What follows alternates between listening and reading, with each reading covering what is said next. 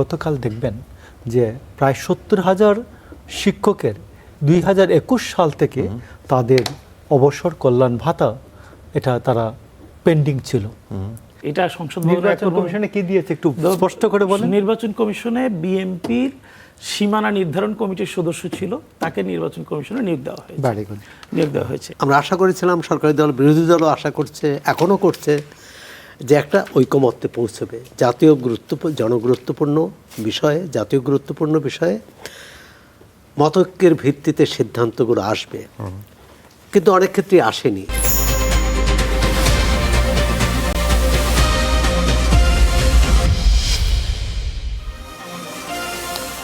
নেতা বদলায়, দল বদলায়, জন্ম নেয় নতুন দল, কিন্তু সাধারণ মানুষের ভাগ্য কি আসলে বদলায়?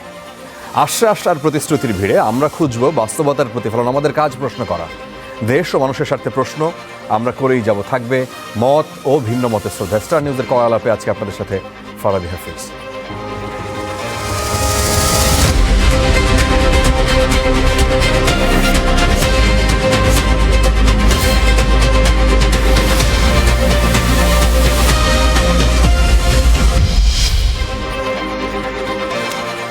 কড়া আলাপের আজকের এপিসোডের গেস্টদের সাথে পরিচয় করিয়ে দিই। আমাদের সম্মানিত অতিথিবৃন্দ রয়েছেন সোহরাব হাসান, তিনি সম্পাদক চর্চা, রয়েছেন মোশাররফ আহমেদ ঠাকুর, তিনি শিক্ষক ও বিএনপির নেতা, এবং রয়েছেন সালাউদ্দিন আইয়ুবী, তিনি সংসদ সদস্য বাংলাদেশ জামায়াতে ইসলাম। আপনাদের তিনজনকে স্বাগত জানাচ্ছি। আজকে বিএনপি সরকারের 180 দিন। প্রধানমন্ত্রী হিসেবে শপথ নেওয়ার পরদিন নতুন সরকারের মন্ত্রিসভা যখন প্রথম বৈঠকে বসে, তখন প্রধানমন্ত্রী হিসেবে সরকারের অগ্রাধিকারের ক্ষেত্রে দ্রব্যমূল্য নিয়ন্ত্রণ, আইন শৃঙ্খলা পরিস্থিতি এবং বিদ্যুৎ ও জ্বালানি সরবরাহ স্বাভাবিক রাখার নির্দেশনা দেন প্রধানমন্ত্রী তারেক রহমান। নির্বাচনী ইশতেহার বাস্তবায়নে 180 দিনের কর্মপরিকল্পনা গ্রহণ করেছিল বিএনপি সরকার।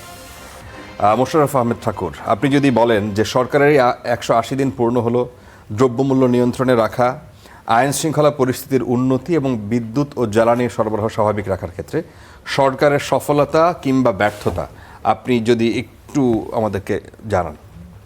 ধন্যবাদ আপনাকে, আপনার দর্শক শ্রোতা, অপর দীপিকা আলোচক। তো আমি আপনাকে বলি যে গভর্নমেন্টের ল অ্যান্ড অর্ডার যেটা আছে এটা মোটামুটি সন্তোষজনক বলা যায়। আর আপনি দেখবেন যে গভর্নমেন্ট 17ই ফেব্রুয়ারি সরকারের মন্ত্রিসভা গঠিত হয়।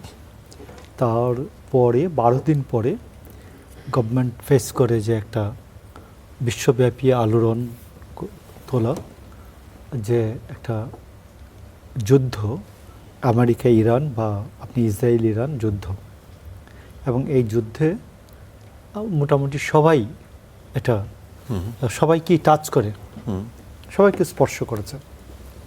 এই দিক থেকে না, সেটা কোন কোন ক্ষেত্রে স্পর্শ করেছে? আইন শৃঙ্খলা পরিস্থিতিতেও? আমি আপনাকে বলি যে বিশেষ করে জ্বালানি, জি, বিশেষ করে জ্বালানির ক্ষেত্রে তো এটা খুবই করেছে, তাদের এফেক্ট করেছে বিদ্যুৎ জ্বালানি খাত, বিদ্যুৎ এবং জ্বালানি খাত। এবং বিদ্যুৎ এবং জ্বালানি খাতের দাম যখন বাড়বে তখন সাথে সাথে দ্রব্যমূল্য দাম বাড়বে, এটা তো স্বাভাবিক।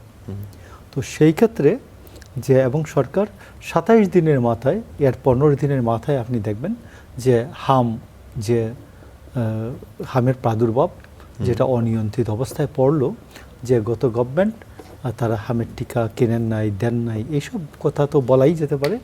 তো এই নিয়ে আরেকটা রীতিমতো সমস্যা গভর্নমেন্ট পড়ে। তো সেই দিক থেকে আপনি যে 3টা জায়গা বলেছেন, এই 3টা জায়গায় সরকারের সফলতা মিশ্র, এবং এটার বহুবিধ উত্তর আছে। যতই উত্তর থাকুক, মানুষ তো এটা ভোগ করেছে, মানুষের তো ভোগান্তি হচ্ছে, এটা আমি স্বীকার করব। তবে আমি কিছু কিছু ক্ষেত্রে আমি আপনাকে বলি যে 180 দিনের মধ্যে সরকারের যেমন শিক্ষা ক্ষেত্রে আমরা যেটা জানতে পারি নাই, শিক্ষাক্ষেত্রে অনেকগুলো বিষয় যেগুলো আলোচনায় আনা যেতে পারে। যেমন দেখেন, আপনি গতকাল দেখবেন যে প্রায় 70,000 শিক্ষকের 2021 সাল থেকে তাদের অবসর কল্যাণ ভাতা এটা তারা পেন্ডিং ছিল, এবং কেন ছিল? টাকাটা তাদের ছিল, শিক্ষকদের টাকাটা ছিল। যেসব ব্যাংক লুট হলো, যেসব ব্যাংক দেউলিয়া হলো, ওই সব ব্যাংকে সরকার টাকাটা রেখেছে। আচ্ছা। এখন এই সরকার এটাকে ভর্তুকি দিয়ে এদেরকে এটা ক্লিয়ার করার ব্যবস্থা করলেন, গতকাল থেকে শুরু হলো। জি। এবং এখানে 70,000 টাকা, 70,000 কোটি টাকা। রাইট। কিন্তু আমি শেষ করি, আস্তে আস্তে আরেকটু আগাই। তো আমি আপনাকে বলতেছি যে, এবং 4 মাস বা 5, আজকে 180 দিন, 5 মাস, 5 মাসের মধ্যে, 6 মাসের মধ্যে যে ছুটি ছাটা বাদ দিয়ে যদি আপনি ধরেন, তাহলে 5 মাস কাজ করেছে গভর্নমেন্ট। এই 5 মাসের মধ্যে সরকার যেটা কারিকুলাম সংশোধন, 32 কোটি বই নভেম্বরের মধ্যে হাতে আনা, এগুলো, তারপর একাডেমিয়া এবং ইন্ডাস্ট্রির মধ্যে একটি দূরত্ব আছে আমাদের দেশে, একাডেমিক্স বা আপনি একাডেমিয়া যা বলেন, যেমন আমরা যা ইউনিভার্সিটিতে পড়ি, আমাদের এসে বাস্তব জীবনে তা দেখি না।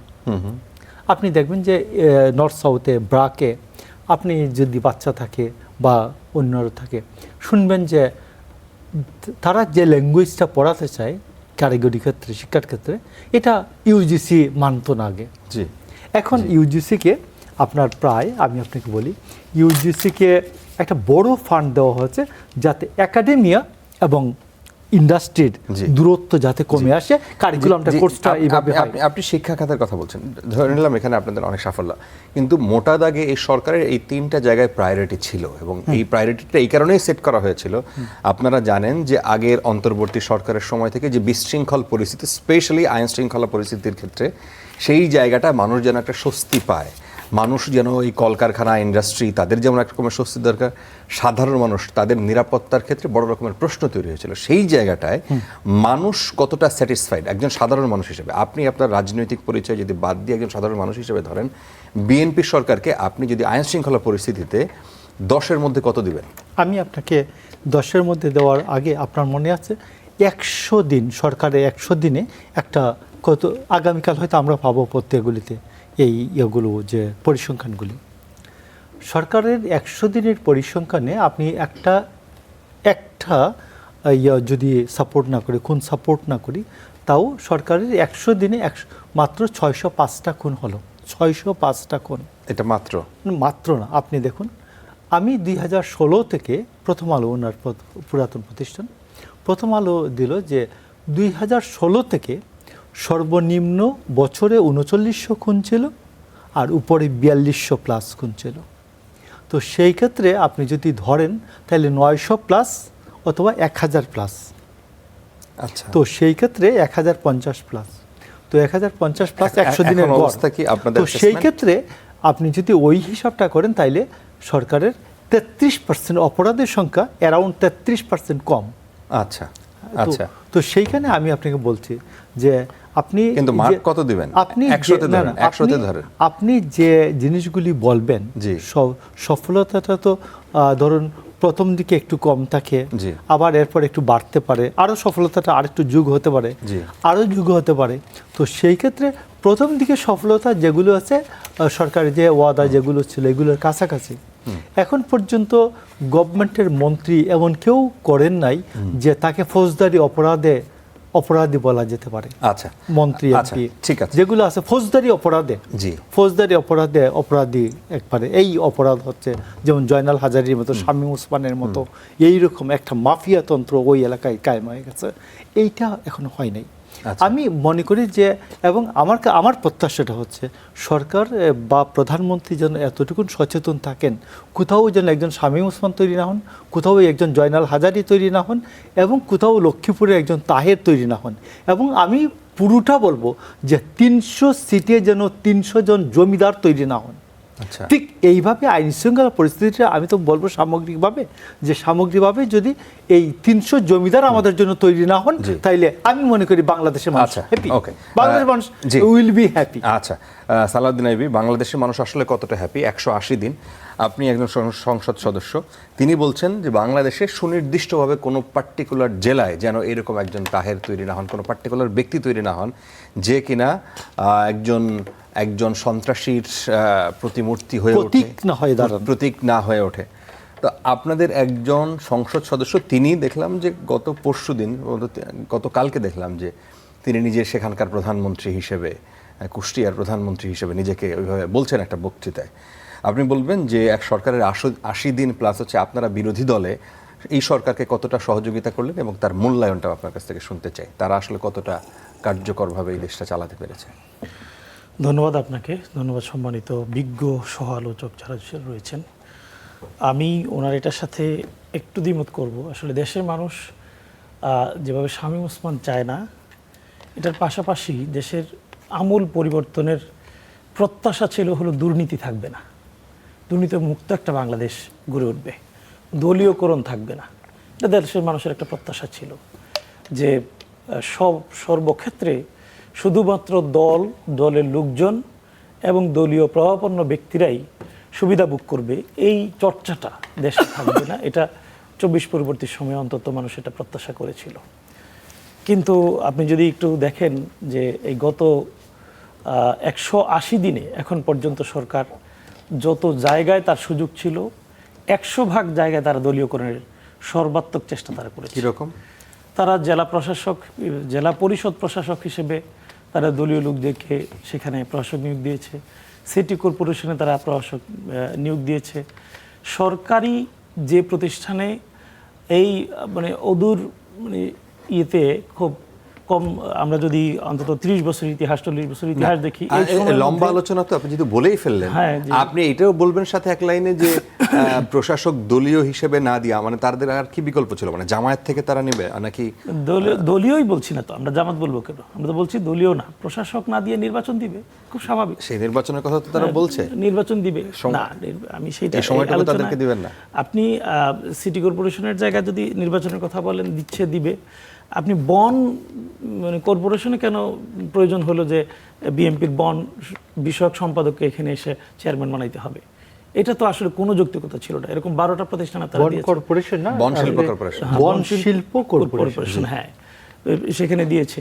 তারপরে নির্বাচন কমিশনের মতো জায়গায় তাদের দলীয় লোক সেখানে তারা দিয়েছে। সংসদ ভবনে, এটা সংসদ নির্বাচন কমিশনে কি দিয়েছে একটু স্পষ্ট করে বলেন। নির্বাচন কমিশনে বিএনপির সীমানা নির্ধারণ কমিটির সদস্য ছিল, তাকে নির্বাচন কমিশনে নিয়োগ দেওয়া হয়েছে। সংসদ কমিশনে কি পদে নিয়োগ দেওয়া হয়েছে? অতিরিক্ত সচিব পদমর্যাদা তাকে সেখানে নিয়োগ দেওয়া হয়েছে। আপনার শামসুল আলম নামে এক কর্মকর্তাকে আপনার। আচ্ছা, আমরা আলোচনাটা তো করছি মানুষ বিভ্রান্ত হওয়ার আগে। এই ভদ্রলোক গভর্নমেন্টের রেগুলার অফিসার ছিলেন নির্বাচন কমিশনে। নির্বাচন কমিশন 3 ডেপুটি সেক্রেটারি ছিলেন আগে, এবং বেগম খালেদা জিয়ার আইডি কার্ড উঠানোতে আইডি কার্ডে সহযোগিতা করার কারণে তার চাকরি খাওয়া হয়েছিল। বিএনপি তার চাকরিটা ফিরিয়ে দিয়েছে ওই ইয়ার সময়। তিনি কি বিএনপির কোনো পদে ছিলেন? সেটা তো বললাম, বিএনপির রাজনৈতিক সীমানা নির্ধারণ কমিটির সদস্য ছিল সে। আমি যেটা বলছি এটা ভুল কিনা, আমি যেটা বলছি এটা কি মিথ্যা কিনা, আমি আপনার ব্যাখ্যায় যাচ্ছি না। তিনি যে সদস্য ছিলেন ভাই, এটা তো সত্য। ওই সময় তো তার চাকরি ছিল না, ওই কমিটির সদস্য ছিল সে। বেগম খালেদা জিয়া, আমি ওনাকে ব্যক্তিগতভাবে বেগম খালেদা জিয়াকে আমার সম্পর্কও ভালো, একাধিক জায়গায় একসাথে হয়েছি, সুতরাং এটাতে দ্বিমত করার কোনো সুযোগ নেই যে মিনি বিএনপি করতেন না। বেগম খালেদা জিয়ার আইডি কার্ডে তারা গভর্নমেন্ট চাইছিল অন্য একটা ডেট অফ বার্থ দিতে, ওই লোক এটা করে নাই, সেই কারণে তার চাকরি চলে গেছিল, এবং চাকরি চলে যাওয়ার কারণে তাকে উইথ প্রমোশন তাকে ওই জায়গায় রিপ্লেস করা হয়েছে। সে বিএনপির নেতা নন, তিনি এর আগে ওই জায়গায় তিনি চাকরি করতেন। কথাটা দেখুন আপনি, এখন বিএনপির মধ্যে কি এরকম সীমানা নির্ধারণী সংক্রান্ত কোনো কমিটি আছে নাকি? বিএনপির কোনো সীমানা নির্ধারণ নিয়ে সংক্রান্ত কোনো কমিটি নাই। আপনি ধরেন চাকরি নাই যখন, তখন সে বিএনপির সাথে ঘোরাফেরা করছে, আমি এইটুকুন মানলাম। আচ্ছা, বাট তার চাকরিটা তিনি আগে ওইখানকার ডেপুটি সেক্রেটারি ছিলেন, নির্বাচন কমিশনের অফিসার, তার চাকরি আওয়ামী লীগ খেয়েছিল এবং তাকে উইথ প্রমোশন ওই জায়গায় তাকে রিপ্লেস করা হয়েছে। এইরকম অনেক অতিরিক্ত সচিব, আপনার জয়েন্ট সেক্রেটারি লেভেলের অনেককে কিন্তু চাকরি ফিরিয়ে দেওয়া হয়েছে অন্তর্বর্তী সরকারের সময়, আমরা দেখেছি। এবং অনেক সচিব পদমর্যাদায় এখন কয়েকটা মিনিস্ট্রির দায়িত্বে আছেন যারা ওই সময় চাকরি হারিয়েছিলেন। আমি এটাই বলছিলাম কিন্তু যে অতীতের যেই কালো অধ্যায়গুলো সেগুলো ফিরে আসবে না, অধ্যায়টা কি হলো সেটা আমরা চাচ্ছিলাম। অধ্যায়টা কি হলো দেশের আমি আপনার সময় দিব, আমার সময় দিবেন শুরু করে আপনি এই জায়গাটা বলেন, এই জায়গাটা কি কালো অধ্যায় হলো? একেবারে সব জায়গায় এই যে দলীয়করণের যে চর্চা, এই চর্চাটা থাকবে না, এই কালো অধ্যায়টা আর বাংলাদেশে ফিরে আসবে না, এটা বাংলাদেশের মানুষ চেয়েছিল। সেই অনুভূতি থেকে বাংলাদেশের মানুষের প্রত্যাশা তৈরি হয়েছিল, সেটা কিন্তু করেনি। বিএনপি 100% দলীয়করণের চেষ্টা করেছে। এই যে সিটি কর্পোরেশনের প্রশাসকের কথা বলেছেন, জেলা পরিষদের প্রশাসকের কথা বলেছেন, বিএনপির 31 দফার 6 নম্বরে স্পষ্ট করেই বলা আছে তারা এই ধরনের কোনো ক্ষেত্রে প্রশাসক নিয়োগ দিবেন না, কিন্তু তারা দিয়েছেন। এই যে মানুষের প্রত্যাশা, এই প্রত্যাশা কিন্তু তারা রাখতে পারেনি। দুর্নীতির কথা বলি, বিএনপির যে প্রজেক্টগুলো রয়েছে, একটা ছোট্ট প্রজেক্টের কথা বলি, শিশুদের জন্য স্কুল ফিডিংয়ের ব্যবস্থা করেছে তারা। স্কুল ফিডিং এই প্রজেক্টের মধ্যে আপনারা দেখেছেন চাঁপাইনবাবগঞ্জ সহ কয়েকটা জায়গা থেকে যমুনা টেলিভিশন একটা রিপোর্ট করেছে, 1 সপ্তাহে কলা রুটি থেকে 17 কোটি টাকা দুর্নীতি হয়েছে। শিক্ষামন্ত্রী সেটা স্বীকৃতি দিয়ে বলেছে যে আমরা তদন্ত করছি, ব্যবস্থা নেওয়া হবে। তাহলে এখন পর্যন্ত কিন্তু গ্রেফতারও হয়নি। এই যে দুর্নীতির সুযোগ, কত কোটি টাকার 17 কোটি টাকা কলা রুটি থেকে একটা স্কুলে। হ্যাঁ, একটা স্কুলে না, পুরো প্রজেক্টের কথা বলেছি। স্কুল ফিডিং যে প্রজেক্ট, এই প্রজেক্টের এই তারা নিউজ একটা পরিসংখ্যান দিয়ে গিয়েছে, স্কুলে এক সপ্তাহে এই টাকাটা দুর্নীতি হচ্ছে। এই দুর্নীতি বন্ধ হবে। আমরা চেয়েছিলাম এই ধরনের একটা নতুন বাংলাদেশ আমরা ফিরে পাবো, সেটা তো পাইনি। দ্বিতীয়, মানুষের প্রত্যাশার জায়গায় ছিল এইবার 180 দিনের প্রথম কাজ হবে মৌলিক যে পরিবর্তন হওয়া দরকার, গত ঐক্যমত্য কমিশনের সিদ্ধান্তের ভিত্তিতে, গণভোটের রায়ের ভিত্তিতে যে পরিবর্তনটা হওয়া দরকার, সে পরিবর্তন কিন্তু এখন পর্যন্ত হাতই দিইনি। আমি গণভোটের রায় বাস্তবায়নের দিকে নাই গেলাম, এখন পর্যন্ত কিন্তু গুম কমিশনের যেই অধ্যাদেশটা ছিল, যেটা ল্যাপস করা হয়েছিল তখন, সেটা এখন পর্যন্ত বাস্তবায়ন করা হয়। এখন পর্যন্ত পুলিশ সংস্কার কমিশন, যেটা নিয়ে উনি কথা বলছিলেন, আমি একটা কনস্টিটিউয়েন্সির নির্বাচিত সংসদ সদস্য হিসেবে বলছি, পুলিশের বর্তমান অবস্থান নিয়ে বিএনপির খুদ যারা একটু চিন্তাশীল ব্যক্তি, তারা ব্যাপক নাখোশ। এমনকি আমি যে উপজেলায় আছি, সেই উপজেলার আইন শৃঙ্খলা কমিটির সর্বশেষ বৈঠকে বিএনপির উপস্থিত নারী একজন নেত্রী এবং বিএনপির সদস্য সচিব, তিনি তীব্র প্রতিক্রিয়া ব্যক্ত করেছেন যে পুলিশের অবস্থান, পুলিশ বলছে আমরা অসহায়, আমাদের পুলিশ সদস্যরা ওয়ার্কেবল কন্ডিশনে নাই, পুলিশের গাড়ি নাই, পুলিশের পর্যাপ্ত লোক নাই। এই যে সংকট, এই যে সামগ্রিকভাবে তাদের মানে একটা মনোবলের দুর্বলতা, এই দুর্বলতা উত্তরণে সরকার কি ব্যবস্থা এখন পর্যন্ত গ্রহণ করতে পেরেছে? আসলে সেরকম কোনো ব্যবস্থা করতে পারেনি। পুলিশ সংস্কার কমিশন অধ্যাদেশটাকে এখানে ল্যাপস করে দেওয়া হয়েছে। আপনি মানবাধিকার কমিশনের কথা যদি বলেন, পুলিশ এখনো সক্রিয় হয় নাই, পুলিশ এখনো পুরোপুরি সক্রিয় হয়নি, এটা পুলিশই বলছে, এটা আমার বক্তব্য না। বারবার আমি মাত্র এই গত 2 বছরে দেখেন, 2 বছরে আমার কনস্টিটিউয়েন্সি 5 বার সরকার ওসি পরিবর্তন করেছে, 5 বার। কাউকে দিয়ে সরকার আসলে স্যাটিসফাই হচ্ছে না, সেখানে সরকারি দল স্যাটিসফাই মানে হচ্ছে না। এই 6 মাসে 5 বার না, গত 2 বছরে 5 আগস্টের পরের কথা বলতে, সেটা তো আর বিএনপি ছিল না, না, এবং সেখানে বলা হয় যে আগের সরকারের জামাতের প্রভাব অনেক বেশি ছিল। এই 6 মাসে 3 বার পরিবর্তন হয়েছে। তার আগে হয়েছে 2 বার। হ্যাঁ, তার আগে হয়েছে 2 বার। তাই একটা তো অটোমেটিক হয়ে গেছে, 5 তারিখে যিনি ছিলেন 6 তারিখে তিনি এমনিতে নাই হয়ে গেছে। সাধারণত ওসি পরিবর্তন হয় যারা সংসদ সদস্য, তাদের এক ধরনের ইনফ্লুয়েন্স থাকে, তাদের সুবিধা অসুবিধা দেখে না, এই টাইপের আমরা অভিযোগ শুনে থাকি মানুষের কাছে। এটা হলো সরকারি দল। 1.5 বছরে কয়বার হয়েছে এটা বলেন? সরকার 1.5 বছর, প্রথম 1.5 বছরে কয়বার হয়েছে? 6 মাসে কয়বার হলো? প্রথম 1.5 বছরে 2 বার হয়েছে, পর গত 6 বছরে 4 বার হয়েছে, 3 বার। 5 বারের কথা বলছি, আপনি 6 বার আসার সুযোগ নাই। পুলিশ মানে এখানে পুলিশের রিফর্ম যেটা দরকার ছিল, সেই রিফর্ম তো সরকার উদ্যোগ নেয়নি। এই যে মানে জটিলতা না কাটলে পুলিশের মনোবল বাড়বে না, পুলিশের পরিবর্তন হবে না খুব স্বাভাবিকভাবেই। পুলিশের গত 17 বছর জনগণের সাথে যে দূরত্ব তৈরি হয়েছে, সেই দূরত্ব দূরীকরণে সরকার এখন পর্যন্ত কোনো উদ্যোগ আদতে আসলে গ্রহণ করেনি। মানবাধিকার কমিশনের অবস্থা তো একই, এটাকেও ল্যাপস করে রাখা হয়েছে। আমরা মৌলিক এই যে পরিবর্তনগুলোর কথা বলছিলাম, এই পরিবর্তন কিন্তু সরকার নিয়ে আসতে পারেনি। সর্বশেষ যেটা বলি, গত 180 দিনে সরকার জনগণকে এখন পর্যন্ত উপহার দিয়েছে হলো 3 বার এলপিজির মূল্য বৃদ্ধি করেছে, 1 বার কমিয়েছে, গ্যাসের মূল্য বৃদ্ধি করার পায়তারা করছে, বিদ্যুতের মূল্য ইতিমধ্যেই তারা রেকর্ড সংখ্যক পরিমাণে, অতীতের সকল রেকর্ড ভঙ্গ করে তারা ইতিমধ্যে বৃদ্ধি করেছে। জ্বালানি নিয়ে এক মহাতুল কালাম একেবারে সরকারের শুরু থেকে হয়েছে, আল্লাহ সেটা পরিবর্তন করেছে, সরকারকে সেজন্য ধন্যবাদ জানাই, সাধুবাদ জানাই। গ্যাস নিয়ে এখন যে সংকট চলছে, এটা উত্তরণে এখন পর্যন্ত আশু কোনো সমাধানের সম্ভাবনা তো দেখছি না, বরং এটা নিয়ে নানা ধরনের কটাক্ষ, বিরোধী দলকে কটাক্ষ বা এমনকি মন্ত্রীর পক্ষ থেকে চরম হতাশা, এগুলো ছাড়া আসলে আমরা খুঁজে পাচ্ছি না। সুতরাং জনগণ ঘরে রান্না আচ্ছা, করতে পারছে না, আচ্ছা। ব্যবসায়ীরা তাদের ব্যবসা প্রতিষ্ঠান বন্ধ করে আচ্ছা। দিচ্ছে, সরকার বলছিল চাকরি দিবে, জি। চাকরি তো দিতেই পারছে না। শুধু আমি গাজীপুরের কথা বলি, গাজীপুরে গত 2 মাসে প্রায় 2 লক্ষ শ্রমিক চাকরি হারিয়েছে, আচ্ছা। 188টা প্রতিষ্ঠান বন্ধ হয়েছে, আচ্ছা, চাকরি দিতেই পারেনি, বরং চাকরি সোহরাব হাসান, হারাচ্ছে। সোহরাব হাসান, যদি এই বিষয়টা নিয়ে বলেন, সরকারের 180 দিন আপনার মূল্যায়ন কেমন? ধন্যবাদ এবং দুই সহ আলোচককে শুভেচ্ছা। প্রথম হচ্ছে যে কোনো সরকারের সাফল্য ব্যর্থতা নির্ণয়ের জন্য সমাজ যথেষ্ট সময় নয়, কারণ একটা মধুচন্দ্রিমার সময় থাকে। হানিমুন সুতরাং পিরিয়ড হানিমুন পিরিয়ড শেষ হয়ে গেছে নাকি চলছে এখনো? তাহলে চলেই গেছে, চলেই গেছে। তাহলে নতুন করে কি শুরু, এটি একটি। আর সাফল্য ব্যর্থতাটা আমরা সবাই দেখব যে দুই ধরনের। যারা সমর্থক সরকারের তারা বলবে যে গ্লাস অর্ধেক পূর্ণ, আর যারা বিরোধী বা সমালোচক তারা বলবে অর্ধেক খালি। এখানে অর্ধেক খালি আর অর্ধেক পূর্ণ, এই দুইটার সমন্বয় কিভাবে, মানে খালিটা কমানো এবং পূর্ণতাটা আরও বাড়ানো। সরকার অনেকগুলো, এটি ঠিক যে সরকার একটা কঠিন সময় দায়িত্ব নিয়েছে, অর্থনৈতিকভাবে কঠিন, বৈশ্বিকভাবে কঠিন, এবং অভ্যন্তরীণ মানে যে আইনশৃঙ্খলা পরিস্থিতিতেও এক ধরনের বেশ চ্যালেঞ্জ ছিল। শুরুটা বলবো যে ভালোই, অন্তত প্রথম 100 দিন এক ধরনের যে নিউ স্টার্ট বা নতুন যাত্রার মানুষের মধ্যে আশা, আকাঙ্ক্ষা, উদ্দীপনাও ছিল। কিন্তু পরবর্তীকালে বিশেষ করে রাজনৈতিক বিভাজন, যেটি এই সরকারের প্রধান দায়িত্ব বলে মনে করি, বিভাজনটা দূর করা। সে 180 দিন পর আমরা দেখছি যে বিভাজনটা দূর হয়নি, বরং বিভাজনটা বাড়ছে।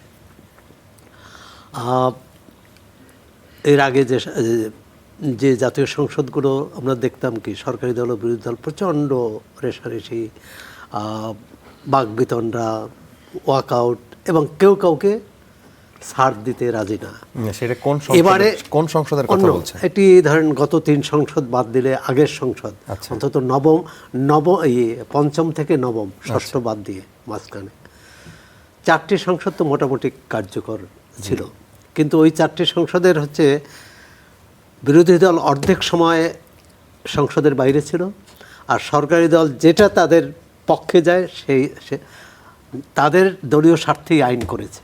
সুতরাং এক ধরনের সংসদ হচ্ছে দলীয় বর্ধিত সভার মতো। এবার সংসদ কি হবে আমরা আশা করেছিলাম, সরকারি দল বিরোধী দলও আশা করছে, এখনও করছে, যে একটা ঐকমত্যে পৌঁছবে জাতীয় জনগুরুত্বপূর্ণ বিষয়ে, জাতীয় গুরুত্বপূর্ণ বিষয়ে মতৈক্যের ভিত্তিতে সিদ্ধান্তগুলো আসবে।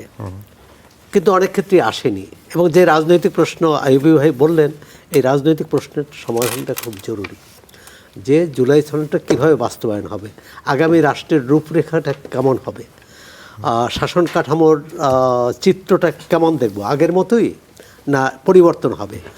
দেখুন 20 তারিখে রাষ্ট্রপতি নির্বাচন, এই নির্বাচনটা যদি জাতীয় ঐকমত্য থাকতো, সংবিধান সংশোধন করে, সংস্কার হোক, সংশোধন হোক, উচ্চকক্ষ গঠিত হয়ে উচ্চকক্ষ ও নিম্নকক্ষের সদস্যদের ভোটে কিন্তু রাষ্ট্রপতি নির্বাচিত হওয়ার কথা, যা জুলাই সনদে লেখা আছে, যা নির্বাচন কমিশন এই সাংবিধানিক আদেশেও আছে। এখানে আমরা যেতে পারিনি। এর জন্য কি সরকারি দল দায়ী? এর জন্য কি বিরোধী দল দায়ী? আমি মনে করি যে আমাদের রাজনৈতিক নেতৃত্বই দায়ী।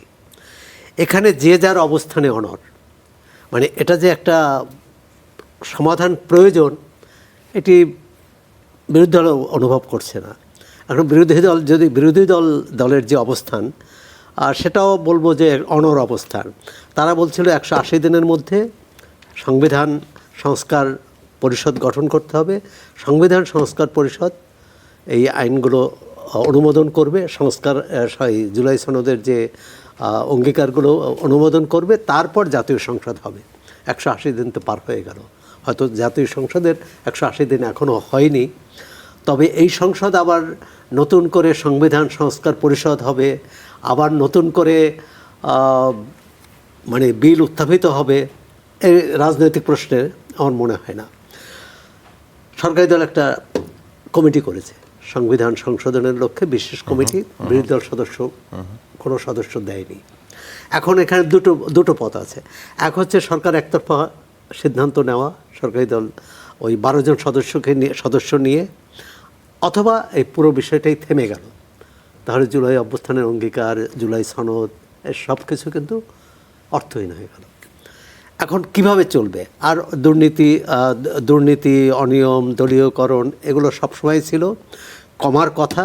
আমরা আশা করতে চাই 6 মাস গেল মাত্র, পরীক্ষা নিরীক্ষার মধ্য দিয়ে বিএনপি 17 বছর ক্ষমতার বাইরে ছিল, সেটাও একটি বিষয়। আশা করি যে তবে এই যে বিএনপির ভেতরের যে অভ্যন্তরীণ দ্বন্দ্ব, সংঘাতের রূপ নেয়, হানাহানিতে রূপ নেয়, সেটা কিন্তু উদ্বেগজনক। অন্তর্বর্তী সরকারের সময় ছিল মব সহিংসতা, সংঘবদ্ধ সহিংসতা, যাকে মনে করলো যে কারো বাড়িতে যে চড়াও হলো, কাউকে চেয়ার থেকে নামিয়ে দেওয়া হলো। এখন সেটি নাই, সেই একেবারে উদ্বেগজনক অবস্থা নেই, একটা কি বলে অস্থির অবস্থা নেই, কিন্তু থেমে থেমে কিন্তু বিভিন্ন জায়গায় এগুলো বাড়ছে। আচ্ছা, মোটা দাগে যদি 3টা ক্ষেত্রের কথা বলা হলো, যে দ্রব্যমূল্য, আইন শৃঙ্খলা পরিস্থিতি, আর হচ্ছে জ্বালানি নিরাপত্তা, এই 3 ইস্যুতে, আর বাকি ইস্যুগুলো যেমন জ্বালানি নিরাপত্তা বলবো, এইটা নিয়ে আমরা আসবো। আপনি যদি মোটা দাগে সরকারকে কত মার্ক দিতে চান? 100-র মধ্যে? 5-এর নিচে। 100-র মধ্যে? 100-র মধ্যে 50-এর নিচে। 50-এর নিচে মানে পাশ করেছে আর কি। পাশ করেছে। আর বিরোধী দল? হ্যাঁ, বিরোধী দলকে কত? বিরোধী দল হিসেবে বিরোধী দলের নাম্বারিং তো সমস্যা আছে। বিরোধী দলকে আপনি বিরোধী দলের তার নাম্বার পাওয়ার মানে একই রকম পরিবেশ থাকতে হবে, প্রশ্নপত্র একই রকম হতে হবে, তার বসার জায়গা। সরকারি দলকে আপনি মূল্যায়ন করে 100-র মধ্যে 50 দিয়ে দিলেন, বিরোধী দলকে অসুবিধা। সরকারকে এখন বিরোধী দলের কি আছে? বিরোধী দল তো সরকার নেই। বিরোধী দল হিসেবে জামায়াত এই প্রথম, জামায়াতের নেতৃত্বে বিরোধী দলীয় মানে একটা প্রতিনিধিত্ব পালন করছে সংসদে। সো জামাতের কাছে যে ধরনের প্রত্যাশা ছিল, যেই ধরনের আকাঙ্ক্ষা ছিল তাদের কাছে, সেইটা হিসেবে তারা কতটুকু আপনাকে সেটা পূরণ করতে পারে? পুরো জনপ্রতিনিধিদের কাছে যে আকাঙ্ক্ষা, সেটা যদি বলেন, সংসদের 2টি অধিবেশন মানুষকে আশাবাদী করতে পারেনি, সরকারি দল বিরোধী দল উভয়ের। সরকার আমরা দেখলাম সংসদে খুব বড় জোর 2 পক্ষের 10-12 জন লোক কথা বলছে, মানে যুক্তি পাল্টা যুক্তি, তর্ক ইত্যাদি। আর তো বাজেট উপলক্ষে তারা পরিষ্কার। আপনি কোনোভাবে মার্কস দিবেন না বিরোধী দলকে? না, বিরোধী দল নম্বর পাবে না কেন? বিরোধী দলও যদি বলেন টেনে পাশ করেছে, 33 হোক 40 হোক, আমি বলছি যে এখানে খুব কি আপনি সরকার বলছেন না সংসদ বলছেন? আমি সংসদের কথা বলছি। সংসদ আর সরকার কিন্তু আলাদা। না, বিরোধী দল কিন্তু নাম্বারিং বললেন, এটা কিন্তু সরকারের ওভারঅল। হ্যাঁ, সরকারের নম্বর আমি বলি এটি 50%-এর নিচে। আচ্ছা, সংসদে উভয় দলের অদক্ষতা, অপরিপক্কতা, আনাড়িপনা যথেষ্ট আছে, এটি তো। এবং কোনো ক্ষেত্রে কোনো সংসদ সদস্যের বক্তব্য তো হাস্য, মানে কি বলে, সামাজিক যোগাযোগ মাধ্যমে ভাইরাল হয়েছে এবং এটা নিয়ে মানুষ হাসি তামাশা করছে, আর সেটি হওয়া উচিত না। তবে আমি মনে করি উভয় দলেরই একজন সংসদ সদস্য হওয়ার জন্য এখানে আইবি ভাই আছেন, যে প্রস্তুতি দরকার, যে পড়াশোনা দরকার, যে আইন কানুনগুলো জানা দরকার, সেটার ব্যাপারে যথেষ্ট ঘাটতি আছে উভয় দলে। সুতরাং এখানে আমি বলবো যে সমান। আচ্ছা, সমান। আচ্ছা, মোশাররফ আহমেদ ঠাকুর, আজকে প্রধানমন্ত্রী রাজনৈতিক উপদেষ্টা এবং বিএনপির জ্যেষ্ঠ যুগ্ম মহাসচিব রুহুল কবির রিজভী, তিনি বলেছেন যে সরকারের কোনো ক্ষেত্রে উনি 90-95% মার্কিং করেছেন, যে সেখানে তারা বাস্তবায়ন হয়েছে লক্ষ্য অনুযায়ী এই 6 মাসে। তো বিএনপির যে রাষ্ট্র কাঠামো মেরামতের যে 31 দফা, সেখানের এই ক্ষমতার ভারসাম্য, দ্বিকক্ষ বিশিষ্ট সংসদ এবং 2 মেয়াদের বেশি প্রধানমন্ত্রী না থাকার মতো যুগান্তকারী প্রস্তাব ছিল। এখন সরকার ক্ষমতায়, এই যে ব্যাপারগুলো, এটা কি বিএনপি ভুলে গেছে, নাকি এর কত শতাংশ বাস্তবায়নের দিকে এখনো তাদের মনোযোগ আছে যে না এগুলো হবে? ফারাবি ভাই, আপনি তো মোটামুটি এই কেরামত আলী কলেজ থেকে তো আর পাশ করে আসেন না, ঢাকা বিশ্ববিদ্যালয়ে পাশ করেছেন। তো সেইখানে আপনি যদি সবার উদ্দেশ্যে বলেন যে ক্ষমতার ভারসাম্য বা পৃথকীকরণ বলতে কি বোঝান? জি, ক্ষমতার ভারসাম্যটা বলতে পৃথকীকরণটার যে না, সেটা সংজ্ঞাটা আপনাদের কি বোঝানো? 31 দফায় পরিষ্কার করে ক্ষমতার ভারসাম্যের কথা আপনাদের ওখানে আপনারা টার্মটা আপনারা উল্লেখ করেছেন। আচ্ছা, বাকি আমি সংজ্ঞা আসি। জি ক্ষমতার ভারসাম্য বলতে জেমস মন্টেস্কো যেটা বলেছেন জি সেটা হচ্ছে যে নির্বাহী বিভাগের সাথে আইন বিভাগ এবং বিচার বিভাগ, এই 3 বিভাগের মধ্যে ক্ষমতার একটা ভারসাম্য থাকতে হবে, কেউ যেন হেলে না পড়ে।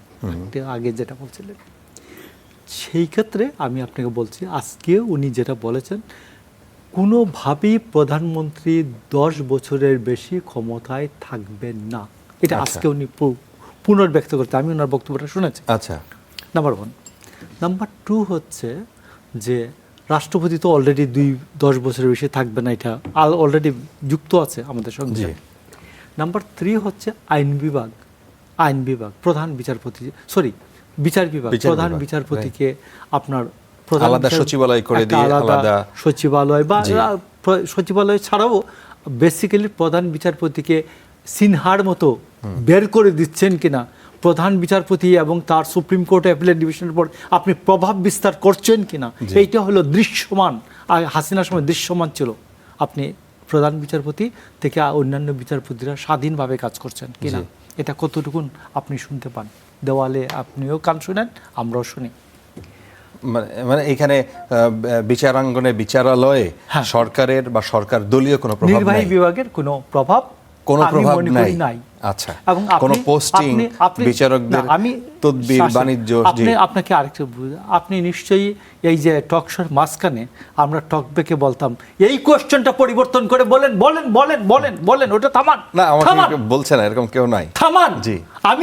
আমি এই যে পাশে শুনে বলছি যে ওইদিকে টক ব্যাক ফেটে যাচ্ছে, যে ওইদিকে বলছে থামান থামান থামান থামান। আচ্ছা আচ্ছা থামান, এই বুশারফ করে থামান। আচ্ছা ওই গর্ধবের বাচ্চাটাকে আনছে কেন, আওয়ামী লীগ থেকে পাঠাইছে কেন, আচ্ছা এটা তো এখন আসুন, এগুলো হচ্ছে না, এটা হচ্ছে ক্ষমতার যে ভারসাম্য বা ক্ষমতার একটা ন্যাচারাল যে মুভমেন্ট বা ন্যাচারাল অ্যাকশন, এগুলো ঠিক আছে। আমি ভাইয়ের একটু বনশিল্প উন্নয়ন কর্পোরেশন এটা কি কাজ করে, যে মুসাদ্দেক হোসেন বুলবুল উনি রাজশাহী সিটি কর্পোরেশনে ইলেক্টেড মেয়র ছিলেন, তো বন শিল্প উন্নয়ন কর্পোরেশন এটা কিন্তু বন দেখে না, ওই যে বন মন্ত্রণালয়ের আন্ডারে একটা আলাদা একটা কোম্পানির মতো একটা কর্পোরেশন করে দেয়, একটা সংস্থা। জি, এরা ওই যে কাঠের যে ফার্নিচার এইগুলো কি করা যায় এগুলো উদ্ভাবন করে। আসেন, নির্বাচন কমিশনের তো আমি আলাপ করলাম, নওগাঁ জেলায় দুপুরের খাদ্য বা মধ্যাহ্ন মিল থেকে একটা জেলায় কলা রুটি থেকে 17 কোটি টাকা বাজেট ছিল কিনা, আমি এখন শিক্ষা সচিবকে আমি একেবারে ফোনে ধরতে পারি, আপনি অনুমতি দিলে আমি ধরতে পারি, যে আপনি আমার 5 মিনিটের মধ্যে আবার ফোন ব্যাক করে জানান ওই ইয়াদের জন্য 17 কোটি টাকা বাজেটও একটা জেলায় নাই। আমি একটা বলতেছি না, উনি কিন্তু প্রজেক্টের কথা পরে বলেছেন, জেলার কথা একবার পুরো প্রজেক্টে। জি, আচ্ছা, এইটা একটা আলোচনা হতে পারে। আচ্ছা, আপনার গুম কমিশন, আপনি পেনাল কোড যদি আপনার সবার কাছে অ্যাভেলেবল, পেনাল কোডে একটা সেকশনের নাম আছে অ্যাবডাকশন, অপহরণ হলো একটা হলো আমাদের এরা যারা নিয়ে যায় আমাদের আইন শৃঙ্খলা বাহিনী এরা, আর এটা হচ্ছে হেফাজতে মৃত্যু নিবারণ আইন 2013। জি, আচ্ছা, পুলিশ হেফাজতে মৃত্যু, আরেকটা হচ্ছে গুম। এখন রাত্রে 11টায় শেষ হলো আলোচনাটা, শেষ হওয়ার পরে রাত্রে একজন কোনো একটা বাহিনীর দ্বারা বা কোনো কিছু কতিপয় ব্যক্তি দ্বারা অপহরণের শিকার হলেন। কালকে রাত্রে 10টায় তার লাশ পাওয়া গেল তেজগাঁ শিল্প এলাকায়। এখন এইটাকে গুম, অপহরণ বা হেফাজতে মৃত্যু নিবারণ আইন কিভাবে বলবেন, এই যে সংজ্ঞাটা এটা নির্ধারণ করাটা খুব কঠিন বিষয়, যথেষ্ট কঠিন বিষয়। অলরেডি এটা নিয়ে একটা আলোচনা চলছে যে গুমের সাথে যারা বিভিন্ন এই সংজ্ঞাটা নির্ধারণের জন্য, এটা যেমন তেমন করে দেওয়া যায় না। যেমন তেমন করে দিলে ওনার যে শিশির মনির উনি গিয়ে বলবেন, মাই লর্ড, আমার লোকজন যারা আসামি তারা গতকালকে 1টার সময় নিয়ে আসছেন এই আজকে রাত্রে 10টায় যে পাওয়া গেল লাশটা, এটা বড়জোর হেফাজতে মৃত্যু নিবারণ আইনে পড়তে পারে। আপনি দয়া করে কেসটা একটা ডিরেকশন দিয়ে দেন, কেসটা হেফাজতে মৃত্যু নিবারণ আইনে দায়ের করার জন্য, গুম কমিশন আন্ডারে হবে না। আর একটা রোল দেন, হলো। আপনি এটা খুব কঠিন বিষয়, এটা নির্ধারণ করতে হবে, আর না হলে এই আইন তো কার্যকরী হবে না। তো এই জন্য আমি আপনাকে বলছি যে আপনি এই আমরা ছোটোখাটো লেখালেখি, বাট আপনি যারা সুরব্বার মতো যারা আপনারা যারা পত্রিকা চালান, একটা গণমাধ্যম চালান, আপনার অভিজ্ঞতা আর আমার অভিজ্ঞতাটা এক না। তো এই জন্য যারা ওইখানে, আসিফ নজরুল একজন গুড টিচার, বাট তার সাথে আরও যারা এই সংক্রান্ত মামলা যারা করেন তাদের নিয়ে আলোচনা করে তাদের অভিজ্ঞতা আলোকে এটা করতে হবে। আচ্ছা, আমি পুলিশ সংস্কার, পুলিশ সংস্কার, পুলিশ সংস্কার, পুলিশ সংস্কার, পুলিশ সংস্কার, এই জায়গায় যে পুলিশ সংস্কার, জি 1.5 বছরে জি আন্দার মে যমুনার আন্দারে, আমাদের স্বরাষ্ট্রমন্ত্রীর কথা, যমুনার আন্দারে এনসিপি, কিনারে জামাত, নিয়াজ ইউনুস চালাইলেন, পুলিশ সংস্কারে কিছু করলেন না। আমি এখন খবর নিছি কিন্তু তারা তো একটা কমিশন করেছিলেন। আমার বানিয়াচঙ্গে 4বার আওয়ামী লীগের ইউনুসের আমলে 4বার পুলিশ হয়েছে, ওসি বদলি হয়েছে, আর এই এখন 4র্থবারের ওসি চলতেছে, ইলেকশনের আগের যে ওসি। আমি আপনাকে বলি, ইলেকশন ওসিদেরকে আমরা যখন কথা হচ্ছে, বলছে একটু দয়া করে বলবেন আমাদের বারবার বদলি করুক, কিন্তু আমাদের যে যাতায়াত ভাড়া, আমাদের মুভমেন্ট অ্যালাউন্স গভর্নমেন্ট দেয় না। এই যে বিষয়টা, ঝুঁকি ভাতা গভর্নমেন্ট দেয় নাই, এই তত্ত্বাবধায়কের সময় আচ্ছা এই সময়টা অর্ধেক করে দেওয়া হচ্ছে। তো এই জন্য আমি আপনাকে বলছি, আপনি 1.5 বছরে ডক্টর ইউনূসের মতো বিশ্ববিখ্যাত অর্থনীতিবিদ, বক্তৃতাকারক, তিনি করলেন না, আর 6 মাসে গভর্নমেন্ট ফেল করে গেছে, পুলিশ সংস্কার হয় নাই, পুলিশের বদলি হয়েছে। ইউনূস 4বার 5বার করে গেল, এখনো বদলি হয় না ইলেকশনের পরে। আপনি বললেন ইলেকশন 6 মাসে 4বার, আপনি কি মনে করেন অ্যাবসার্ড? উন্মাদের বটিকা তো খাই নাই, 6 মাসে 4বার একটা ওসি বদলি হয়নি। আপনি তো বারবার ওইটা মিসইন্টারপ্রেট করছেন। আপনি 3বার, হ্যাঁ 3বারও বদলি হয় না, হইতে পারে না। একটা লোক তো এসে বসতেই লাগে 1 মাস। আপনি কোন থানার কথা বলছেন? কাপাসিয়া থানা। কাপাসিয়াতে গত 6 মাসে 3বার বদলি হয়েছে। এখন যে ওসি আছে উনি তৃতীয় ওসি। আচ্ছা ওকে। তো তারপরে গেল, আপনি আরেকটা ছোট জিনিস আমি আপনাকে বলি, আপনার আমি একটা সাজেস্টিভ কথা বলি জনগণ হিসাবে। মনে করেন আমি বিএনপির সাথে আমার কোনো সম্পর্কই ছিল না, কোনোদিন ছিল না। জি, আমি বলবো যে সরকার এলএনজি আমদানি করবে, ন্যাশনাল পাইপলাইনে, ন্যাশনাল গ্রিডে দিবে, আর সেই গ্যাস আমার সিএনজি স্টেশন, আমরা যারা গাড়ি চালাই আসি, সেই গাড়িতে যা দিবে এটা তো আছে। সরকারের অর্ধেক যখন গ্রিডে থাকবে না, লাইনে থাকবে না, তখন বাতাস মিশ্রিত করে আমাকে দিয়ে দিবে, আর যখন লাইনে থাকবে তখন সরকারকে বিল দিবে না অর্ধেক। এই যে প্রক্রিয়াটা, এখন আপনি বলবেন যে এটা তো বিএনপির সময় শুরু করছেন ভাই। ইয়েস, বিএনপির সময় শুরু হয়েছে, I am sorry for that. আপনি 22 বছর হয়েছে, 2004 থেকে 26, আল্লাহর হস্তে এই গাড়িতে গ্যাস বিতরণের যে সিএনজি স্টেশন, আল্লাহর হস্তে এদেরকে বন্ধ করে দেন। কারণ এখন ন্যাশনাল গ্রিডে তো গ্যাস নাই, বিবিআনায় পর্যাপ্ত গ্যাস না, অন্যান্য জায়গায় জালালাবাদে গ্যাস না, অন্যান্য জায়গায় পর্যাপ্ত গ্যাস নাই। মানুষ আবার সেই তেলে ফেরত যাবে, যিনি প্রাইভেট কার চালাবেন, আমার পরিষ্কার কথা, আমি নিজে আপনার গাড়ি দিয়ে আসি নাই, আমার নিজের গাড়ি দিয়ে আসছি, নিজের গাড়িতে আসছে। আমি যখন চালাতে পারবো, আমার সামর্থ্য থাকবে, তেলে চালাবো গাড়ি। আচ্ছা, আর তেলের চুরিটা তো কম, আর গ্যাসের চুরিটা হচ্ছে সরকার তেলের চাইতেও স্টেশন যাদের আছে, ইলেকট্রনিক ভেহিকেলে সরকার ভর্তুকি দিচ্ছে।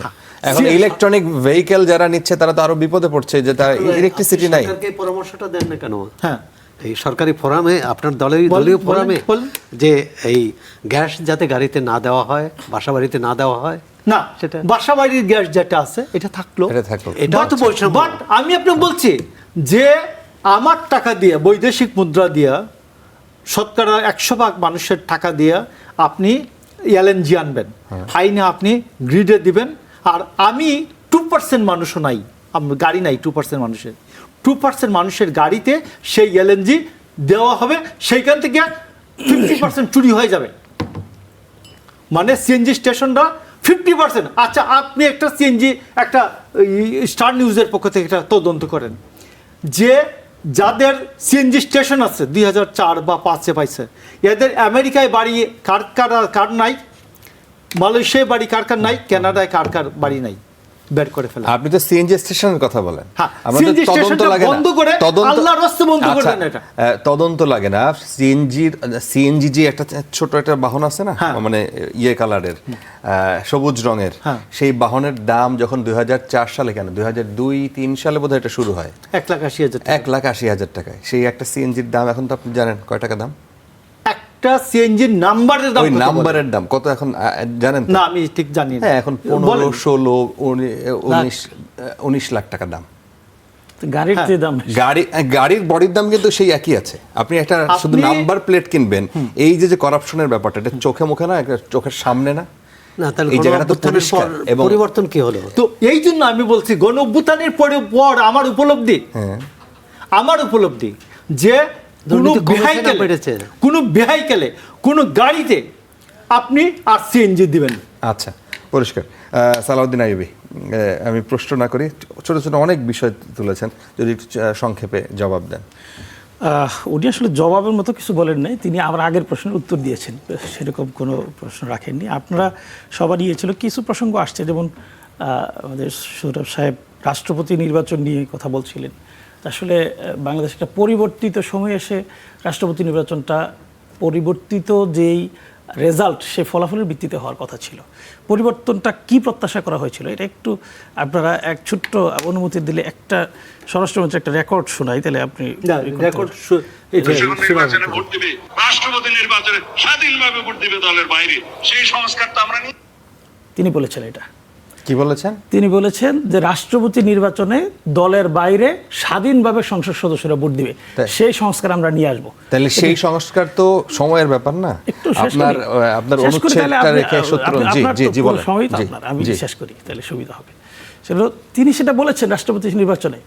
এখন চিফ হুইপ বলছেন যে যদি দলের বাইরে কেউ ভোট দেয় তাহলে তার সংসদ সদস্য পদ বাতিল। তার মানে এই 5 বছর, সেটা তো এক্সিস্টিং আইন। আমি তো বলছি এই 5 বছর একজন সংসদ সদস্য রাষ্ট্রপতি নির্বাচনের জন্য ধারণা করা হয় যিনি এবার নির্বাচিত হবেন, যদি তিনি বেঁচে থাকেন, সরকার ভিন্ন কোনো চিন্তা না করে, তিনি রাষ্ট্রপতি থাকবেন। অর্থাৎ আর ভোট দেওয়ার সুযোগ আমি পাচ্ছি না একজন সংসদ সদস্য হিসেবে। যে প্রত্যাশা নিয়ে আমি সংসদ সদস্য হয়েছি, যে প্রত্যাশার কথা আমি জনগণকে শুনিয়েছি, যে আমি নির্বিঘ্নে যাবে আমার স্বাধীনভাবে আমার জাতীয় নির্বাচনে ভোট দিয়েছি, আমি রাষ্ট্রপতি নির্বাচনে স্বাধীনভাবে ভোট দিব, এই সুযোগ আমাকে দেওয়া হচ্ছে? দেওয়া হয়নি। না দেওয়ার কারণ বর্তমান সরকার গত 180 দিনে আমার এই অধিকার থেকে সরকার কিন্তু পাওয়ার ক্ষেত্রে ভূমিকা রাখতে পারেনি। আপনারা এই 70 অনুচ্ছেদ বাতিলের বিষয়ে কোনো প্রশ্ন তুলেছেন? শুধু মানে অলিকে ভোট দিতে চান না, কর্নেল অলিকে ভোট দিতে চান না? আমি সরকার শুধু মানে আমরা সকল দল একমত হয়েছে 70 অনুচ্ছেদ সংশোধন করা হবে, সেই সম্মতির ভিত্তিতে মাননীয় স্বরাষ্ট্রমন্ত্রী তখন বক্তব্য দিয়েছেন, সকল দল আচ্ছা। একমত হয়েছে। সুতরাং এখানে জামাতের আলাদা করে একমত হওয়ার দরকারই পড়ে না। না, আইয়ুব ভাই, জি। আপনি যদি সেই সংশোধনের সরকারি সুযোগ- দলের প্রার্থীকে ভোট দেন, কোনো সমস্যা হবে না। স্যার, এটা তো আপনি দেন, এটা দিয়া আপনি দেখেন। বলতে পারেন, কিন্তু চিফ হুইপ তো সেটা বলেন না। আপনি সরকারি দলকে দেন না, ভোট দেন না, আপনাকে না করতেন নাই তো। সে সুযোগ তো দেয় না, আপনার দলের নেতা তো না করে নাই, সেই আপনি সুযোগ তো দেন দেয় দেখি। নাই। ঠিক। আবার এই ঠাকুর ভাই 180 দিনে আমরা দলের যদি কোনো সংসদ সদস্য কর্নেল অলি অলি আহমদকে ভোট দেন, কেউ তো দেখবে না। এটা তো প্রকাশ্যে ভোট হবে না গোপন হবে? গোপনে ভোট হবে না, প্রকাশ্যে ভোট হবে। পার্লামেন্টে ভোট হবে, গোপনে ভোট হবে। ভোট হবে, ফলাফল যদি উল্টা যায় তখন এটা নিয়ে আলোচনা শুরু হবে এবং আলটিমেটলি খুঁজে বের করা হবে কে কে এই কাজ করেছে। যখন চিফ হুইপ বলেছে যে যারা যারা ভোট দিবে, তার মানে তিনি অ্যাট এনি কস্ট জানবেন যে কারা কারা ভোট দিয়েছেন, ঠিক আছে, জানবেন এবং তাদের পদ থাকবেন না। সুতরাং তিনি তো ডিসিশন জানিয়ে দিয়েছেন। এটা আমি মনে করি না চিফ হুইপের ডিসিশন, এটা হলো সরকারের সিদ্ধান্ত, সরকারের সিদ্ধান্ত। সুতরাং এই জুলাই সনদ অক্ষর অক্ষরে যে বাধ্যবাধকতার কথা বলে, অক্ষর অক্ষরে করে, শব্দে শব্দে, বাক্যে বাক্যে, আমাদের আইনে আইনে করে না, শুধু অক্ষর অক্ষরে যার যা যায় সবাই বলে যাচ্ছে।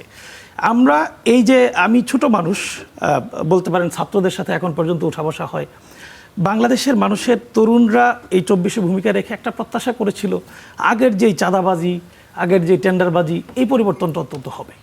এটার কারণে অনেক কিছুই বাংলাদেশে হয়েছে। এই যে দেখেন আপনি গতকালকেও সদরঘাটে 2 গ্রুপের চাঁদাবাজি করতে গিয়ে সংঘর্ষে একজন নিহত হয়েছে, গতকালকের আগের দিনও, গতকালকে পত্রিকায় এসেছে এটা আর কি। দেখেন এমন সব চাঁদাবাজি হচ্ছে যেটা আপনি চিন্তাও করতে পারবেন না। এটা মানে একদিকে হাস্যকর এবং আমাদের জন্য খুব ভয়ঙ্কর। সেটা মহিষ চড়াইতে সে দ্বীপে যদি মহিষ চড়ায় তাহলে মহিষ প্রতি তাকে মাসে 200 টাকা করে দিতে হবে। এই চাঁদা এই আপনাদের এখানে এসেছে। শুধু এটাই নয়, সমুদ্রে মাছ পেশাদার ধরতে- চাঁদাবাজ, হ্যাঁ? পেশাদার চাঁদাবাজ। সমুদ্রে মাছ, সে ছাত্র নেতা, সে গিয়ে বলছে যে সমন্বয়ক। সমন্বয়ক সমুদ্রে মাছ ধরতে গেলে জি। তাকে বলছে যে তাকে চাঁদা দিতে হবে। হাতিয়ার না সমুদ্রে সন্দ্বীপে? সমুদ্রে মাছ ধরতে গেলে চাঁদা দিতে হবে, বা একেবারে দ্বীপের মধ্যে আপনি গরু চড়াবেন, কোন মহিষ এলাকায় চড়াবেন, সেটা ভোলাই হলো মহিষের কথা, আর সমুদ্রে মাছ দিতে হাতিয়ার। বলছে যে ভোলারই উপদ্বীপ আর কি, ওই পারে যে মনপুরা বলে ওই এলাকায়, সেই এলাকায়। দেখেন মালয়েশিয়া একটা সম্ভাবনা তৈরি হয়েছে রপ্তানি করার জন্য। গতকালকে দেখলাম দেশ রূপান্তর একটা রিপোর্ট এসেছে, বিএনপির 5 এমপি এবং 1 সিনিয়র নেতা সহ 25 সদস্যের সিন্ডিকেট জন প্রতি 17 কোটি টাকা করে জমা দিয়ে এই সিন্ডিকেট তৈরি করার চেষ্টা করছে তারা পরিকল্পনা করে। এই গতকালকের আগের দিনও দেখলাম যে একজন মন্ত্রীর সন্তানকে মানে একটা সাথে অর্থনৈতিক লেনদেনের সাথে জড়িত হইতে দেখলাম। ফুটপাতে দোকান বসা নিয়ে ছাত্রদল এবং মন্ত্রীর যুবদল সন্তান অর্থনৈতিক লেনদেনের অসুবিধা কোথায়, মানে অসুবিধা ইন্ডিকেশনটা কি? এটাতে প্রশ্ন তৈরি হয়েছে, যেটা মিডিয়াতে এসেছে। প্রশ্নটা আসার কারণে এই প্রশ্নটা আমি তাহলে ক্লিয়ার করি। মাননীয় স্বরাষ্ট্রমন্ত্রীর ছেলের ব্যাপারে এসেছে। তিনি জাপানি একটা কোম্পানির প্রায় 40,000 কোটি টাকার একটা বাংলাদেশে ইনভেস্ট করতে যাচ্ছে 2টা ব্রিজের মধ্যে। সেই ইনভেস্টের 1.5% সে এখান থেকে তার মানে হিসেবে সে কর্তন করছে। এটা যৌক্তিকতা তার সরকার দেখাচ্ছে। সংসদে মাননীয় প্রধানমন্ত্রী বলেছেন কেউ যদি বিদেশি ইনভেস্টমেন্ট নিয়ে আসতে পারে তাহলে তাকে 1.5% দেওয়া হবে, এই কথাটা বলা হয়েছিল। কিন্তু আদতে এই ঘটনাটা হলো, এই ইনভেস্টটা আগে থেকেই সেই কোম্পানি এখানে করে রেখেছেন, তারা আবেদন করেছেন, প্রক্রিয়া একেবারে এগিয়ে রেখেছিলেন, সেটার সাথে গিয়ে যুক্ত হয়ে তিনি এটা করছেন। এবং তিনি যে কোম্পানির মাধ্যমে এই কনসালটেন্সিটা করছেন সেই কোম্পানিটা এর অনেক পরে প্রতিষ্ঠিত হয়েছে এবং মানে খুব সম্প্রতি সম্ভবত 2025 বা 24-এর শেষের দিকে প্রতিষ্ঠিত হয়েছে। সুতরাং বোঝাই যায় এরপরে এই কাজ যাতে ওই কোম্পানি পায় সেজন্য একজন সচিব যিনি এই সেতু বিভাগের দায়িত্বে রয়েছেন তার সাথে বিশেষভাবে একান্তে তিনি দেখা করেছেন। এই কথাগুলো পত্রিকায় এসেছে, এই নিউজগুলো আসছে। এই যে একেবারে একটা সিন্ডিকেট, এই যে চাঁদাবাজি আমরা দেখছি ঢাকা কলেজে গত কয়েকদিন আগে সবটাকে চাঁদাবাজি মিলাই দিলেন। স্বরাষ্ট্রমন্ত্রীর ছেলের এইটাকে চাঁদাবাজি মিলাই দিলেন। আমি চাঁদাবাজি সিন্ডিকেটের কথা বলেছি, চাঁদাবাজির সাথে মিলাই দিলেন, সিন্ডিকেট চাঁদাবাজি সিন্ডিকেটের সাথে মিলাই দিলেন। নিঃসন্দেহে কি বলবেন আপনি এগুলোর সাথে, মানে এক কলমে আপনি 600 কোটি টাকার মালিক হয়ে যাচ্ছেন। চিন্তা করতে পারেন, এগুলো তো মানে কল্পনার বাইরে। ফুটপাতে দোকান বসানো নিয়ে ছাত্রদল এই জন্য কেউ এটাকে বলেন যে কেউ হয়ে যেতে পারছেন আর কেউ হয়ে যেতে পারছেন না, মূলত সুযোগের অভাবে অনেকেই ভালো থেকে যাচ্ছেন, এরকম বিষয়টা। যিনি করছেন তার কথা তো আপনি বলতে দিবেন নাকি? আচ্ছা, যে পারছেন না তার কথা তো এখানে বলার দরকারই নেই। যিনি করছেন তার কথাটা তো আমি বলতে পারবো। সেই সুযোগটা এখন এই পর্যন্ত গত 6 মাস পর্যন্ত আমরা প্রত্যাশা করে পাবো, সেটাই আমি বলেছি। আমি বাড়তি কিছু বলি নাই। কিন্তু আমার মনে হয় একটু সৌরভ ভাই আপনাকে একটু সময় দেওয়া উচিত। শেষের দিকে আপনি যদি একটু বলেন, অনেকগুলো বিষয় আসছে, আপনি নিশ্চয়ই এগুলো পত্রিকার পাতায় দেখেছেন এইসব নিউজ। না, আসলে হচ্ছে কি, আমরা 6 মাস পরে অবশ্যই সরকার নিশ্চয়ই পুনর্মূল্যায়ন করবে তার মন্ত্রিসভার, তার সংসদের কার্যক্রম, সরকারের বিরোধী দলের সাথে সম্পর্ক, বৈদেশিক সম্পর্ক, এবং পুনর্মূল্যায়নের খুব প্রয়োজন আছে। কারণ যেভাবে চলার কথা সেভাবে চলছে না অনেক ক্ষেত্রেই, আর যেভাবে চলার কথা না সেভাবে চলছে। সুতরাং এটি আমি আশা করি যে প্রধানমন্ত্রী যে নতুন বাংলাদেশের কথা বলছেন, সবার আগে বাংলাদেশ বলেছেন, তার এই ঘোষণার সঙ্গে অনেক নীতি পরিকল্পনা কর্মসূচির সাংঘর্ষিক অবস্থান, সেটি যদি বিচার বিশ্লেষণ করে এবং আমি আশা করব যে ক্ষমতাসীন বিএনপির যে নেতৃত্ব তাদেরকে বলবো যে অন্যের সমালোচনার আগে, মানে অন্য সরকারকে, অন্য দল, বিরোধী দল বা নাগরিক সমাজ বা সাংবাদিকরা, তারা সমালোচনার আগে তারা নিজেরা যদি নিজেদের সমালোচনা করে, 6 মাসের তার কার্যক্রম যদি পর্যবেক্ষণ করেন, পরীক্ষা নিরীক্ষা করেন, কোথায় কোথায় গলদ আছে, কোথায় কোথায় সমস্যা আছে, এই যে চাঁদাবাজির অভিযোগ আসছে, দখলবাজির অভিযোগ আসছে, কোথাও কোথাও হয়তো মামলাও হয়েছে, আবার মামলা করতেও পারছে না। আইনানুগভাবে যদি যেটা হয়ে থাকে, যেটি এই 1,500 কোটি টাকা 600 কোটি টাকার বললেন, এখন সরকার যদি আইন করে সুযোগ করে দেয় সেটা তো অন্য আইনি পথেই হয়তো এটি করেছে। কিন্তু বেআইনিভাবে যে কাণ্ডগুলো হচ্ছে সেটার সমাধান কি, সেটার প্রতিকার কি, এবং এই গণ অভ্যুত্থানের পর যে সরকার আসবে মানুষ তো তার কাছ থেকে অনেক বেশি প্রত্যাশা করে। যেটি ধরেন এই যে অন্তর্বর্তী সরকার এত সমালোচিত কেন, কারণ তার কাছে তার প্রতি যে প্রত্যাশা ছিল সেই প্রত্যাশা সে কি ভাগও পূরণ করতে পারেনি, বরং একটা অরাজক অবস্থা করেছে। তবে ধন্যবাদ জানাবো অন্তর্বর্তী সরকারকে, অন্তত একটা নির্বাচন দিয়ে তারা চলে গেছে। যদিও এই নির্বাচন তারা ওই সময় দিতে চেয়েছেন কিনা এই নিয়ে বিতর্ক আছে। আমরা আশা করব যে সরকার এই পুরো বিষয়টি এই 6 মাসের তার কর্মকাণ্ড বিচার বিশ্লেষণ করবেন। বিশেষ করে দলের ভিতরে বিভিন্ন জায়গায় কিন্তু শুধু চাঁদাবাজি দখলবাজি নয়, অভ্যন্তরীণ যে বিরোধ, যে কারণে বিএনপি তো এত বছর ক্ষমতার বাইরে ছিল, ক্ষমতার বাইরে থেকেও কিন্তু বিএনপি সম্মেলন করেছে। আজকে ধরেন এই যে ছাত্র দলের কমিটি হয়েছে, কেন এই কমিটি যদি সম্মেলন করে হতো, যে ছাত্র দলের একটি সম্মেলন করলে তো এখন কোনো সমস্যা ছিল না, বরং সেটি একটু উদ্দীপনা হতো, একটু দলীয় সারা দেশ থেকে ছাত্র দলের নেতাকর্মীরা আসতেন, এবং যদি বিএনপি নেতৃত্বে এটা করতে বা এই রেওয়াজটা তৈরি করতে পারতেন যে কাউন্সিলরদের ভোটেই প্রতিটি ক্ষেত্রে কাউন্সিলরদের ভোটে নেতা নির্বাচন হবে। আরেকটি বিএনপির খুবই গুরুত্বপূর্ণ যে নেতা ছিলেন দলের মহাসচিব, এখনও দলের মহাসচিব, যেহেতু তিনি এখনও রাষ্ট্রপতি পদে নির্বাচিত হননি, তার শূন্যস্থান পূরণ, তার 4টি শূন্যস্থান। একটা হচ্ছে স্থায়ী কমিটির সদস্য, সে ইতিমধ্যে নেওয়া হয়েছে। মহাসচিব পদে কে আসবেন, তার এলাকায় সংসদ সদস্য পদে কে মনোনয়ন পাবেন, এবং দল পরিচালনার ক্ষেত্রে তার যে ভাবমূর্তি, তার যে সুনাম যশ, এটা যে ব্যবহার, এটি যে দলকে এগিয়ে নিয়েছিল, এর শূন্যস্থানটাকে পূরণ করতে পারবে সেটা দলকে ভাবতে হবে। আপনাদের 3 জনকেই অসংখ্য ধন্যবাদ। আজকে কড়া আলাপ দর্শক এই পর্যন্তই ছিল। অনেক ধন্যবাদ যারা এতক্ষণ আমাদের সাথে ছিলেন।